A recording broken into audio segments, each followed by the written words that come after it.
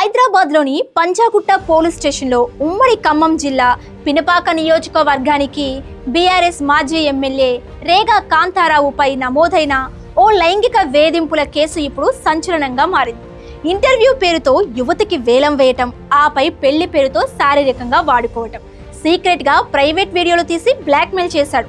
బాధితురాలు ఇచ్చిన ఫిర్యాదులోని ఒక్కో పాయింట్ చదువుతుంటే మాజీ ఎమ్మెల్యే కామందకారం కళ్లకు కడుతుంది. యువతిని ఇంటర్వ్యూ పేరుతో తన ఫ్లాట్ కు పిలిపించుకున్న రేగా కాంతారావు అక్కడే ఆమెపై లైంగిక దాడికి పాల్పడ్డాడు. ఈ విషయం బయటకు వెళ్లకుండా ఉండేందుకు వెంటనే ప్లేట్ మార్చాడు. నిన్నే పెళ్లి చేసుకుంటాను అంటూ మాయమాటలు చెప్పి యువతిని నమ్మించాడు.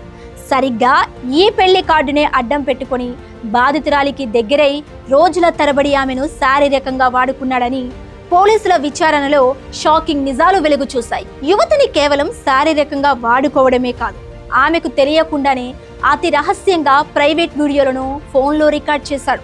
ఆ తరువాత యువతిని బ్లాక్మెయిల్ చేయడం స్టార్ట్ చేశాడు. అంతేకాదు, రియల్ ఎస్టేట్లో పెట్టుబడులు పెడదామంటూ ఆ యువతి దగ్గర నుంచి భారీగా డబ్బులు కూడా లాగాడని బాధితురాలు కన్నీరు మున్నీరవుతుంది. ఇది చాలదన్నట్లు రేగా వేసిన మరో నీచమైన స్కెచ్ ఇప్పుడు పోలీసులని నివ్వెరపరుస్తోంది. బాధితురాలి మొబైల్ ఫోన్ను యాక్సెస్ చేసిన మాజీ ఎమ్మెల్యే ఆమె ఫోన్ నుంచే ఆమె స్నేహితురాలికి కూడా వల వేసేందుకు ట్రై చేశాడు. అచ్చం ఇదే రీతిలో ఆమె ఫ్రెండ్కు మెసేజ్లు చేసి దగ్గరయ్యేందుకు ప్రయత్నించాడని బాధితురాలు పంజాగుట్ట పోలీసులకు ఫిర్యాదు చేసింది.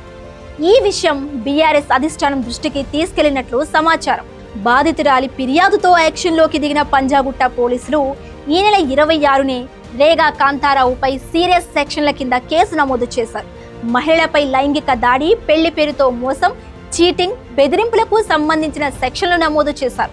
చూశారుగా, అధికారాన్ని అడ్డు పెట్టుకుని మాజీ ఎమ్మెల్యే రేగా కాంతారావు ఆడిన చీకటి క్రీడ ఎలా ఉందో, ఇంటర్వ్యూ పేరుతో పిలిచి ప్రాణాలు తోడేసిన ఈ కామాంధుడిపై ఇప్పుడు చట్టం తన పని తాను చేసుకుపోతుంది. మరి కఠినమైన సెక్షన్ల కింద పంజాగుట్ట పోలీసులు కేసు నమోదు చేసిన నేపథ్యంలో రేగా కాంతారావు అరెస్టు ఎప్పుడు జరుగుతుంది? ఆయన మొబైల్ ఫోన్లు, సీక్రెట్ కెమెరాలను సీజ్ చేస్తే ఇంకెన్ని ఘోరాలు బయటపడతాయో వేచి చూడాలి.